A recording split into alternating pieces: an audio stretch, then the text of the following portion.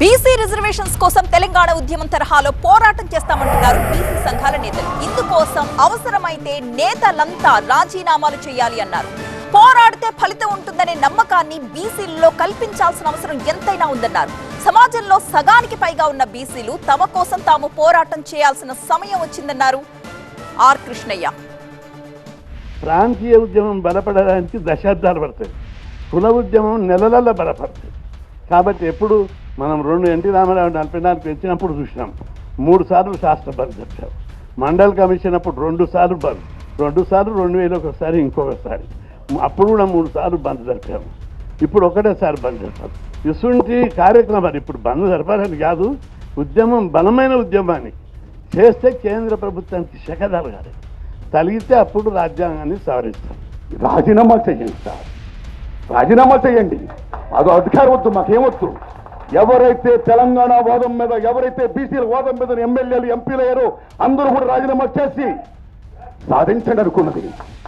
లేదా మేము అలా కాదు, మేము ఎన్నికలు నిర్వహిస్తుంటే మీరందరూ బాయ్కాట్ చేయండి, ఎన్నికలు బహిష్కరించండి. We don't want this sort of ఎన్నికలు.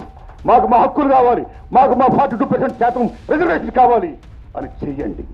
తెలంగాణలో ఉన్నటువంటి 137 బీసీ కులాలకు కూడా రాజ్యాధికారంలో ప్రత్యక్షంగా పరోక్షంగా అవకాశం కల్పించేటువంటి అవకాశం, విస్తృత అవకాశాలు ఉన్నాయి. కాబట్టి ఉద్యమాన్ని నడిపేటువంటి క్రమంలో బీసీ అనేటువంటి ఏ బిడ్డ కూడా మనం చేసేటువంటి ఉద్యమంతో ఏకీభవించి మనతో కలిసి వచ్చేటువంటి వాతావరణాన్ని సృష్టించాల్సినటువంటి అవసరం, బాధ్యత కూడా మనందరి మీద ఉంది అనేటువంటి విషయాన్ని ఈ సందర్భంగా మనవి చేస్తా ఉన్నాం. మిత్రులారా, దీన్ని ఒక మేల్కొలుపుగా తీసుకొని, ఎందుకంటే తెలంగాణ సాయుధ పోరాటంలో బలైంది, త్యాగం చేసింది, కొట్లాడింది మనమే.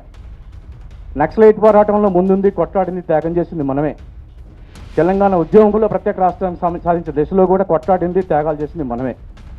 ఈరోజు మన కోసం మనం ఉద్యమం చేసుకుందాం, మన కోసం మనం పోరాటం చేద్దాం, మన పిల్లల భవిష్యత్తు కోసం మనం ముందుకెళ్ళి ఈ ఉద్యమాన్ని కొనసాగించి మన హక్కులు సాధించుకుందాం.